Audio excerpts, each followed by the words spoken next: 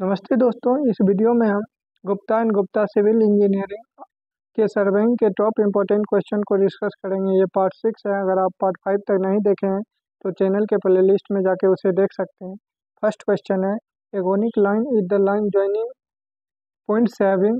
एगोनिक line जो होता है उस लाइन को कहा जाता है जो लाइन किस पॉइंट को जोड़ता है। तो एगोनिक लाइन उस लाइन को कहा जाता है जो जीरो डिक्लेरेशन वाले पॉइंट को जोड़ता है। तो यहाँ पे ऑप्शन ए में दिया हुआ है जीरो डिक्लेरेशन। तो ऑप्शन ए जो है यहाँ पे करेक्ट है, क्योंकि एगोनिक लाइन उस लाइन को कहा जाता है जो उस पॉइंट को जोड़ता है जिसका डिक्लेरेशन जो होता है जीरो होता है। आप जो है एगोनिक लाइन का यहाँ पे फिगर भी देख सकते हैं।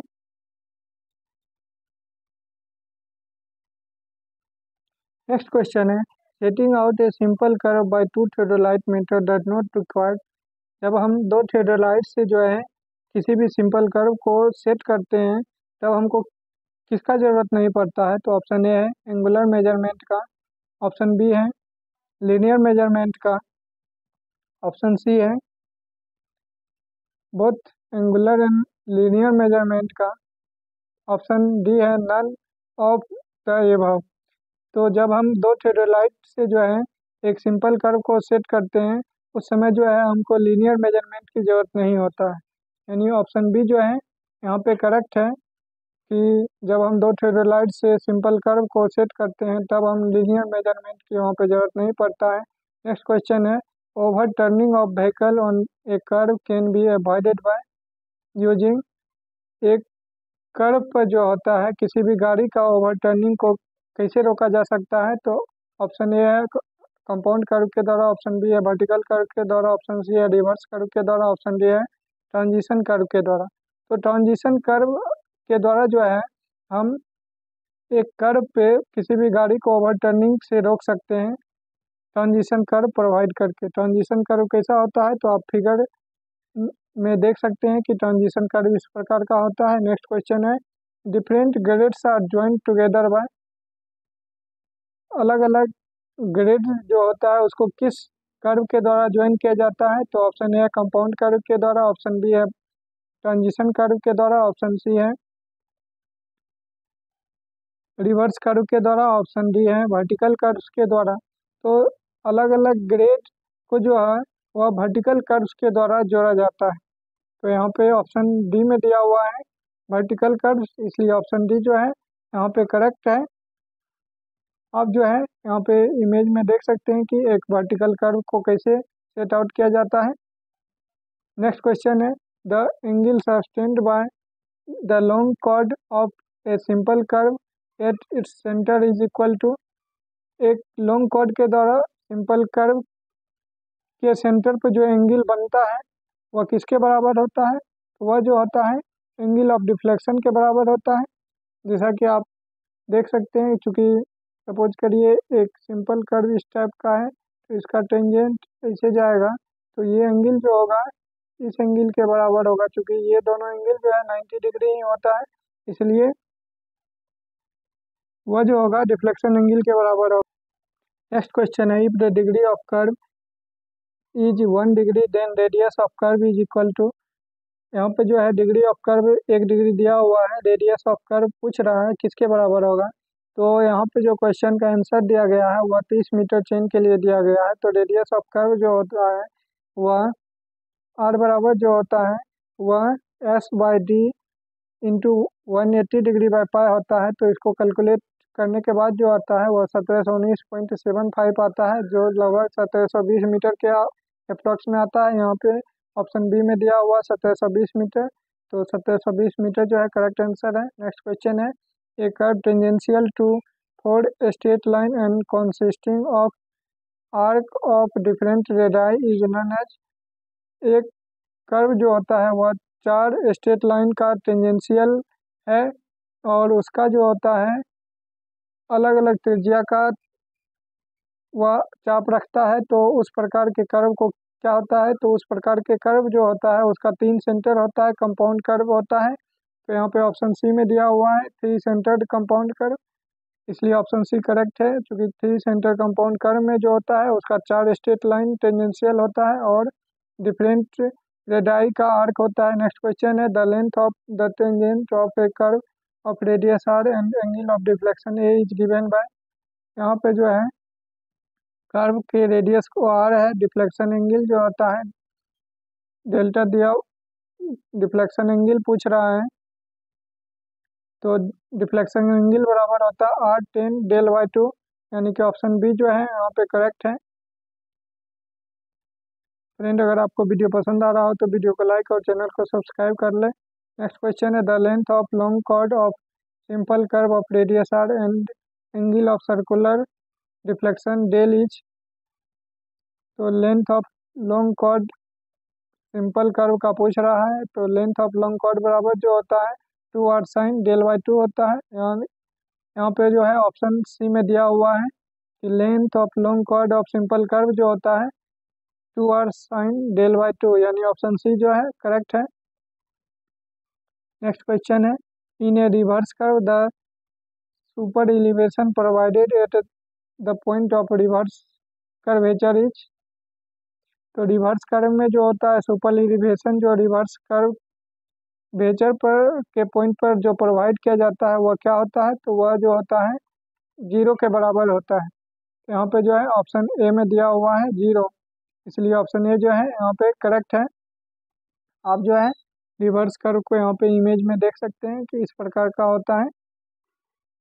नेक्स्ट क्वेश्चन है, if R is the radius of the curvature at any point of a transition curve and L is the distance from the beginning of transition to that point, then for ideal transition के लिए क्या होगा, L directly proportional R होगा, L directly proportional R square होगा।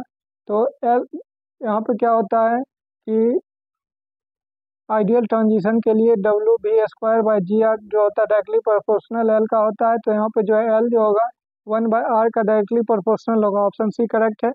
Next question है, if the angle of intersection and radius of simple circular curve is 120 degree and 700 metre respectively, then कहता है कि एंगल ऑफ इंटरसेक्शन और simple curve का radius दिया हुआ है, तब क्या होगा, length of long chord 700 metre, length of curve 700 by 2 metre होगा।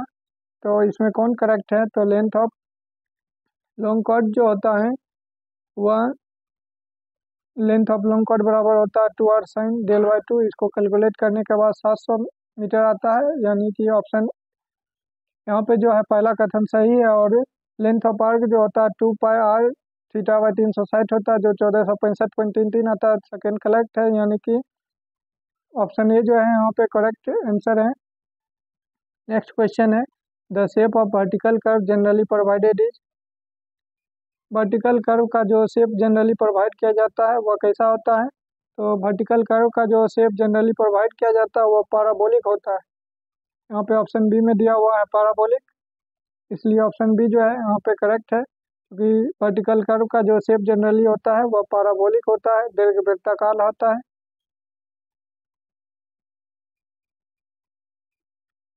Total angle of deflection of a transition curve is. Total angle एक ट्रांजिशन कर्व के डिफ्लेक्शन एंगल जो होता है टोटल वह किसके बराबर होता है, तो वह स्पाइरल एंगल बाई 3 के बराबर होता है, यानी ऑप्शन सी जो है यहाँ पे करेक्ट है। Total angle of deflection of transition curve is equal to spiral angle by 3। Next question है, perpendicular offset from the junction of transition curve and circular curve to the tangent is equal to. Perpendicular offset जो होता है transition curve का और circular curve का जो tangent होता है वह किसके बराबर होता है, तो वह जो होता है 4 टाइम्स ऑफ शिफ्ट के बराबर होता है। यहाँ पे जो है ऑप्शन डी में दिया हुआ है 4 टाइम ऑफ शिफ्ट, इसलिए ऑप्शन डी जो है यहाँ पे करेक्ट है। फ्रेंड, अगर आपको वीडियो पसंद आ रहा हो तो वीडियो को लाइक और चैनल को सब्सक्राइब कर लें। नेक्स्ट क्वेश्चन है, if the radius of circular curve is 5 times the length of transition curve then spiral angle is given by. यहाँ पे जो है रेडियस ऑफ सर्कुलर कर्व जो है वह 5 गुना है लेंथ ऑफ ट्रांजिशन कर्व का, तो स्पाइरल एंगल क्या होगा? ऑप्शन ए में 1/5 रेडियन, बी में है 1/10 रेडियन, सी में 1/20 रेडियन, डी में 1/40 रेडियन। तो स्पाइरल एंगल बराबर होता है L/2 और इसको कैलकुलेट करने के बाद जो होता है 1/10 रेडियन आता है। तो ऑप्शन बी जो है यहाँ पे करेक्ट है। नेक्स्ट क्वेश्चन है, if L is the length of transition curve and R is the radius of the curvature, radius of circular curve, then shift of the curve is directly proportional to। यहाँ पे जो है L जो है transition curve का length है, R जो है रेडियस ऑफ सर्कुलर कर्व है, तब शिफ्ट किसके डायरेक्टली प्रोपोर्शनल होगा? तो शिफ्ट बराबर जो होता है वह L²/24R के होता है।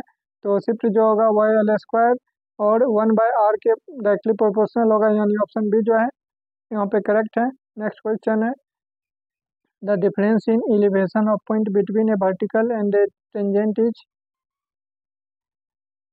एक वर्टिकल और विभिन्न पॉइंट के वर्टिकल और टेंजेंट के एलिवेशन में जो अंतर होगा वह किसके बराबर होगा?